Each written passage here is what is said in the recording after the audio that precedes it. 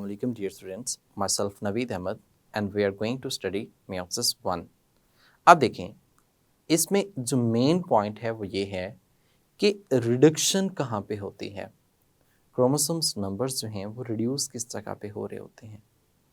यानी कि जैसे जैसे सेल डिवाइड करेगा तो एक पॉइंट ऐसा आता है जहाँ पे क्रोमोसोम्स जो हैं वो ऑपोजिट पोल्स में मूव करेंगे। With the help of proper diagram हम इसे अंडरस्टैंड करते हैं। चलते हैं लाइट बोर्ड की तरफ। स्टूडेंट्स, हम डिस्कस कर रहे थे मियोसिस 1। अब देखिए मियोसिस 1 जो है, हमने इसमें एक बात समझी है कि जो मियोसिस 1 है इसको हमने फर्दर डिवाइड किया हुआ है साइटोकाइनेसिस में और कैरियोकाइनेसिस में। पहले जो इसमें है कैरियोकाइनेसिस होगा, बाद में क्या होगा, साइटोकाइनेसिस होगा। अब जो मियोसिस 1 है इसी के अंदर हमने यहाँ पे बात की है कि फेजेस मौजूद हैं, इसी को हमने फर्दर डिवाइड किया हुआ है। इसके यानी कि कैरियोकाइनेसिस को हमने फर्दर डिवाइड किया हुआ है। कैरियोकाइनेसिस पहले होगा, उसके बाद फिर इसके साथ ही क्या हो जाता है, साइटोकाइनेसिस का प्रोसेस भी जो है वो हो जाता है और एक सेल से दो सेल जो हैं वो डेवलप होते हैं। कैरियोकाइनेसिस की बात करें तो पहले यू नो दैट एक फेज आता है जो कि सब के अंदर होता है, जिसे हम इंटरफेज कहते हैं। इंटरफेज के बाद जो है इसमें कौन सा स्टार्ट होगा, प्रोफेज 1 स्टार्ट होगा। प्रोफेज 1 जो है वो स्टार्ट होता है। यहाँ पे हमने कहा कि इसमें ये इंटरफेस जो है वो भी मौजूद होगा। तो इंटरफेस की जो प्रेजेंस है वो तमाम सेल डिवीजन्स में जो है वो पॉसिबल होती है। तो इससे पहले जो यहाँ पे एग्जिस्ट करेगा दैट विल बी इंटरफेस। ये इंटरफेस है, इसे इंटरफेस 1 भी कह सकते हैं। अब देखिए जो प्रोफेज 1 है इसमें हमने कहा कि ये प्रोलॉन्ग्ड है और इसके अंदर फर्दर स्टेप्स जो हैं वो मौजूद हैं, जिसमें लेप्टोटीन है, उसके बाद हमने कहा जाइगोटीन है, पैकेटीन है, डिप्लोटीन है और डायकाइनेसिस है। ये प्रोफेज 1 के अंदर मौजूद होती है। अब जो इससे पहले होगा इंटरफेस, तो इंटरफेस में एक इम्पॉर्टेंस हामिल ये है कि इसमें G1 फेज होगा। G1 फेज के बाद जो है वो G2 फेज नहीं होता, सिर्फ S फेज होता है। यानी कि हम कहते हैं it lag G2 phase, lag G2 phase. ये एक इम्पॉर्टेंट MCQ इसमें कंसिडर किया जाता है कि इंटरफेस ऑफ मियोसिस 1 जो है, इंटरफेस 1 भी हम समटाइम कह लेते हैं, इसमें G2 फेज जो है वो मौजूद नहीं होता, क्योंकि सेल S फेज के बाद प्रोफेज में आता है और प्रोफेज में बहुत से फंक्शंस परफॉर्म हो रहे होते हैं।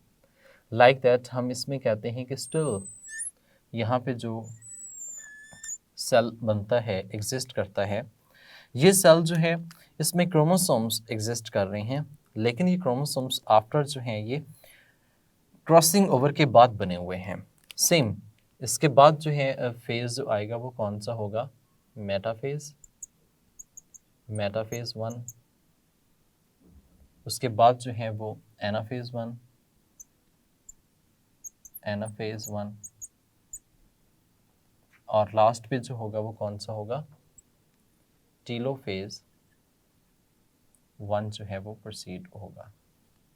तो इस तरह से ये चार फेजेस जो हैं वो इसमें मौजूद होते हैं। इन चारों फेजेस में सेल जो है वो अपनी शेप भी साथ में थोड़ी सी चेंज कर रहा होता है। इसकी हम बात कर लें, थोड़ा सा इलोंगेटेड हो जाता है, एनाफेज में थोड़ा सा और इलोंगेटेड हो सकता है।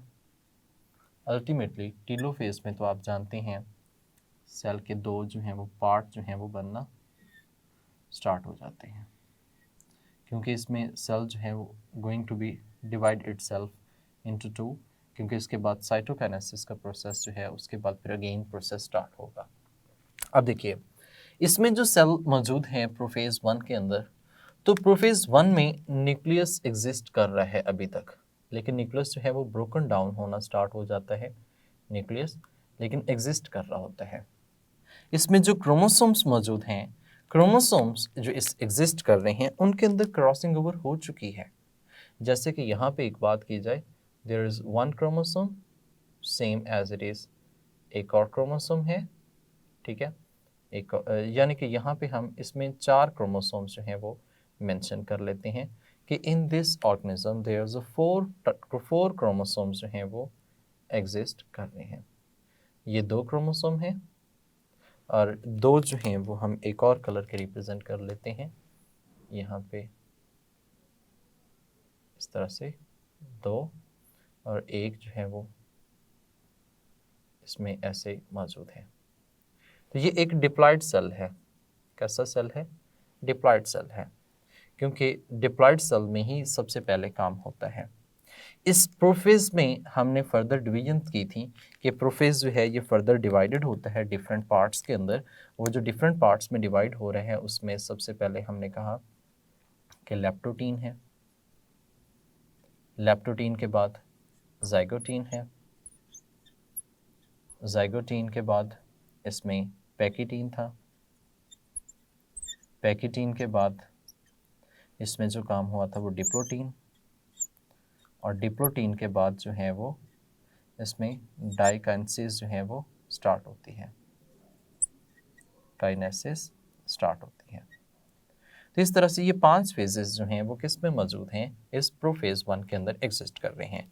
एक बात हमने ये भी डिस्कस की है कि पैकिटीन जो है इसमें क्रॉसिंग ओवर का प्रोसेस जो है वो हो रहा होता है। बाकी डिप्लोटीन में सेपरेशन स्टार्ट होती है, लेकिन इसके अंदर अभी तक क्याज़मेटा फॉर्मेशन रहता है, और डायकाइनेसिस में सेपरेशन कंप्लीट हो जाती है, फिर भी किसी पॉइंट्स पर ये एक दूसरे के साथ अटैच होते हैं। जाइगोटीन में जो मेन काम हो रहा है वो हम कहते हैं सिनेप्सिस का हो रहा है, और लेप्टोटीन में क्रोमोसोम्स अपने आप को विजिबल बना रहे होते हैं। जब मेटाफेज की बात करते हैं तो मेटाफेज में आके ये क्रोमोसोम जो है वो टूट जाता है। बाकी इसमें यू नो दैट कि ये स्ट्रक्चर जो हैं वो मौजूद होते हैं जो ऑलरेडी डुप्लीकेटेड हो चुके होते हैं, and they start to move opposite poles. ये ऑपोजिट पोल्स पे मूव करना स्टार्ट कर देते हैं। यहाँ पे ये सेंट्रियोल्स जो हैं वो ऑपोजिट पोल्स पे मौजूद हैं, और इनसे वही फाइबर्स जो हमने माइटोसिस में कहे थे वही फाइबर्स माइटोटिक अपरेटस जो है वो इसमें बनेगा। लेकिन इसमें एक जो मेटाफेज में इक्वेटोरियल प्लेट बनती है, इस प्लेट में खासियत ये है कि यहाँ पे होमोलोगस क्रोमोसोम्स अरेंज होंगे। जैसे कि यहाँ पे हमने बात की है, होमोलोगस क्रोमोसोम्स जो हैं वो अरेंज होते हैं पेयर की फॉर्म में, यानी कि डुप्लेट की फॉर्म में जो है वो इस तरह से अरेंज होते हैं, लाइक दिस वन। ठीक है, अब इसमें जो इसके फाइबर्स बाइंड करेंगे काइनेटोकोर फाइबर्स, वो इस तरह से इसके साथ यहाँ पे ऐसे बाइंड कर रहे हैं। जबकि ये जो स्ट्रक्चर्स हमने कहा है क्रोमोसोम्स हैं, ये डुप्लीकेटेड फॉर्म में इसमें एग्जिस्ट कर रहे हैं, यानी कि वो डुप्लीकेटेड क्रोमोसोम्स जो हैं वो ऑलरेडी जैसे मौजूद थे पेयर की फॉर्म में, टेट्राड की फॉर्म में, वैसे ही यहाँ पे ऑर्गेनाइज होते हैं, अरेंज हो रहे होते हैं। स्टूडेंट, इसमें जो बात है वो ये है कि पोलर फाइबर्स भी वैसे ही इसमें एग्जिस्ट करते हैं जैसे कि माइटोसिस में एग्जिस्ट कर रहे थे। पोलर फाइबर्स जो एक दूसरे के साथ यहाँ पे लिंक होते हैं, आपस में इंटरडिजिटेट कर रहे होते हैं, सेम ऊपर इस तरफ भी लिंक डिजिटेट कर रहे होते हैं एक दूसरे के साथ, और ये बैकवर्ड भी एस्ट्रल फाइबर्स मौजूद होते हैं, ठीक है, जो यहाँ से आउटवर्ड रेडिएट हो रहे होते हैं। ठीक है, तो ये रेडिएशन जो है वो भी यहाँ पे हो रही होती है। तो ये जो फेज हमने बात की है ये मेटा फेज है। कौन सा फेज है? मेटा फेज है। खासियत इसमें ये है कि इसमें डुप्लीकेटेड क्रोमोसोम्स, हमने कहा कि वो जो डुप्लीकेटेड क्रोमोसोम्स हैं, डुप्लीकेटेड, और दूसरा हम कहते हैं बाईवेलेंट एंड बाईवेलेंट, जो कि टेट्राड की फॉर्म में है। किस फॉर्म में है? टेट्राड की फॉर्म में है। These are arranged at equatorial। ये जो होते हैं ये अरेंज्ड होते हैं एट इक्वेटर, इक्वेटर पर, यानी कि इनके अरेंजमेंट इस तरह से। अब देखिए स्टूडेंट, यहाँ पे ये जो इस तरह से अरेंज्ड हो रहे हैं इक्वेटर पर, एक उसके मिड में अरेंज हो रहे हैं, लेकिन यहाँ पे ये डुप्लीकेटेड बाइवेलेंट टेट्राड की फॉर्म में अरेंज हो रहे हैं। अगर आपको नज़र आ रहा है तो इसमें ये चीज़ होगी कि 1 क्रोमोसोम जो है, यानी कि एक क्रोमोसोम जो है, 1 क्रोमोसोम्स, इसके साथ 1 स्पिंडल फाइबर्स अटैच है। कितने स्पिंडल फाइबर्स है? वन स्पिंडल फाइबर जो है वो इसके साथ अटैच है। One spindle fibres is being attach to one one chromosome, एक क्रोमोसोम के साथ। दो अटैच में साथ में नहीं होते। देखिए स्टूडेंट, यहां पे नेक्स्ट फेज जो आएगा वो कौन सा है? एनाफेज है। एनाफेज में बिल्कुल सेम वही काम होगा जैसे कि माइटोसिस में हुआ था। क्या हुआ था? एलोंगेटेड फाइबर्स जो हैं, ये पोलर फाइबर्स जो हैं, ये क्या होंगे? एलोंगेट होंगे। ये जो हमारे पास सेंट्रियोल्स हैं अपनी पोजीशन पर हैं, इसमें पोलर फाइबर्स एलोंगेट होते हैं। पोलर फाइबर्स एलोंगेट होते हैं। जो काइनेटोकोर फाइबर्स हैं दैट विल कॉन्ट्रैक्ट, वो क्या होंगे? कॉन्ट्रैक्ट होंगे। जैसे ही वो कॉन्ट्रैक्ट होंगे तो एज अ होल, यानी कि वन डुप्लीकेटेड, एक पूरे का पूरा chromosome will move towards opposite poles. यहाँ पे पूरे का पूरा क्रोमोसोम जो है इसमें ब्रोकन डाउन नहीं हो रहे। एज होल क्रोमोसोम जो इसमें डुप्लीकेटेड था, एज होल इसमें मूवमेंट जो है वो उसकी हो रही होती है। पूरे का पूरा क्रोमोसोम जो है वो ऑपोजिट पोल्स की तरफ मूव कर रहा है।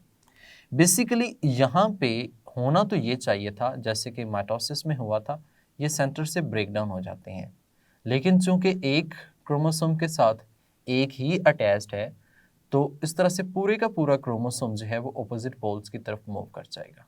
पूरे का पूरा क्रोमोसोम यहाँ पे ये ऑपोजिट पोल्स की तरफ मूव कर जाएगा।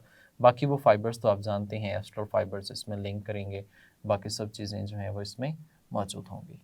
तो अब इसमें हुआ क्या है? वही काम जो पहले ऑलरेडी हो चुका था, जिसको हमने डिस्कस भी किया था। क्या काम था इसमें जो हुआ कि पोलर फाइबर्स जो हैं, पोलर फाइबर्स ये इलोंगेट होते हैं। कैसे होते हैं? इलोंगेट। जब ये इलोंगेट होंगे तो इस तरह से काइनेटोकोर फाइबर्स जो होती हैं, काइनेटोकोर फाइबर्स, दीज कॉन्ट्रैक्ट, ये क्या हुए हैं? कॉन्ट्रैक्ट हुए हैं। जब काइनेटोकोर फाइबर्स कॉन्ट्रैक्ट हुए हैं, पोलर फाइबर्स इलोंगेट हुए हैं, तो इससे एज अ होल, यानी कि one duplicated chromosome, one duplicated chromosome, duplicated chromosome जो है ऑपोजिट पोल की तरफ मूव किया उसने। ऑपोजिट पोल की तरफ उसने क्या किया है? मूव किया है। यानी कि ऑपोजिट पोल की तरफ उसकी मूवमेंट होती है, कॉन्ट्रैक्शन होती है। ये वाला पॉइंट, यानी कि इसमें ये क्रोमोसोम एज अ होल, ये भी एज अ होल, ये भी एज अ होल, ये भी एज अ होल मूव कर रहा है। बेसिकली अगर कहा जाए ना तो रिडक्शन डिवीजन जो होती है वो कहाँ पे होती है? एनाफेज में होती है। इक्वल डिस्ट्रीब्यूशन ऑफ क्रोमोसोम्स जो यहाँ पे होगी वो किस में होगी? एनाफेज के अंदर होगी। यानी कि इक्वल डिस्ट्रीब्यूशन का मतलब ये है कि कंप्लीटली हाफ क्रोमोसोम एक साइड पे जाएंगे और हाफ कहाँ पे जाएंगे? एक साइड पे जाएंगे। यहाँ पे नेक्स्ट टीलोफेज है, और टीलोफेज में आप जानते हैं कि जो इसका न्यूक्लियर इन्वेलप है वो दोबारा बनना शुरू हो जाता है।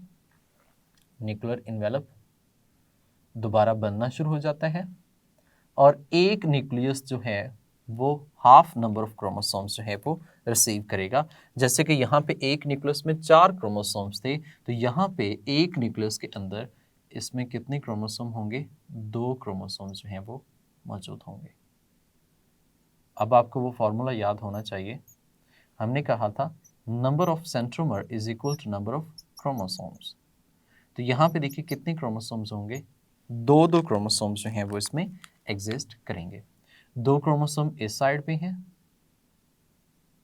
और 2 ही क्रोमोसोम्स इस साइड पे मौजूद होते हैं। ठीक है, जैसे कि यहाँ पे हमने ये बात की, ये भी हैप्लॉइड हो जाएगा न्यूक्लियस, और ये न्यूक्लियस भी कैसा हो जाएगा? हैप्लॉइड। जबकि ओवरऑल सेल की बात करें तो अभी तक सेल एक ही है। ये सेल जब सेपरेट होगा with the help of contractile ring यानी न्यूक्लियोफेज, तो 2 हैप्लॉइड सेल्स जो हैं वो 2 डॉटर सेल्स जो हैं वो बन जाएंगे। ये जो 2 डॉटर सेल्स यहाँ पे बनेंगे इन the case of meiosis 1, these will be haploid, यानी कि 1 डिप्लॉइड सेल से 2 हैप्लॉइड सेल्स बन चुके हैं। अब इसके बाद साइटोकाइनेसिस होगी और यू नो दैट साइटोकाइनेसिस में 1 साल से कितने बन जाएंगे, 2 सेल्स जो हैं वो डेवलप हो जाएंगे। अब टीलोफेज में क्या होता है, न्यूक्लियर इन्वेलप बनेगा, क्रोमेटिन डिसऑर्गेनाइज होगा, इसका जो माइटोटिक अपरेटस था वो भी सारा डिसऑर्गेनाइज होगा, प्रॉपरली न्यूक्लियोलाइज जो है वो इसमें अपीयर होना शुरू हो जाएंगे, न्यूक्लियोलाइज अपीयर होना शुरू हो जाएगी, एक प्रॉपरली सेल बन जाएगा। अब इसके बाद फिर आगे जो स्टार्ट होगा वो इंटरफेज 2 का प्रोसेस जो है वो, यानी कि मियोसिस 2 का प्रोसेस जो है वो स्टार्ट होगा। तो यानी कि ये मियोसिस 1 का था और उसके बाद फिर जो है वो मियोसिस 2 जो है वो स्टार्ट होगी। और मियोसिस 2 स्टार्ट होने से पहले भी कौन सा फेज होगा, इंटरफेज होगा। अब उसको तो हम बाद में देखते हैं, पहले जरा इसको क्लैरिफाई करते हैं। इसमें देखिएगा ये डिप्लॉयड सेल है, इस डिप्लॉयड सेल्स यानी कि एक न्यूक्लियस के अंदर 4 क्रोमोसोम्स हैं, जबकि यहाँ पे एक न्यूक्लियस के अंदर 2-2 क्रोमोसोम्स हैं। तो इसका मतलब कि एक डिप्लॉयड से क्या बना है, 2 हैप्लॉयड सेल्स बने हैं। जरा स्टूडेंट एक बात नोट कीजिएगा, ये जो सेपरेशन हो रही है ये एज अ कंप्लीट क्रोमोसोम्स की सेपरेशन हो रही होती है। यहाँ पे जब ये हम बात करते हैं कि होमोलोगस पेयर्स हैं, तो इसमें से होमोलोगस पेयर्स 23 मदर से हैं, 23 कहाँ से हैं, फादर से हैं। जबकि यहाँ पे ये जो अरेंजमेंट हुई है तो ये पता नहीं कि ये मदर से है या ये फादर से है, या ये भी मदर से है या ये फादर से है। There is a mixing of the chromosomes, chromosomes एक दूसरे से क्या हो जाते हैं, मिक्स हो जाते हैं। मतलब हो सकता है कि ये जो क्रोमोसोम है ये मदर से हो, ये क्रोमोसोम फादर से हो, या ये क्रोमोसोम फादर से हो, ये मदर से हो।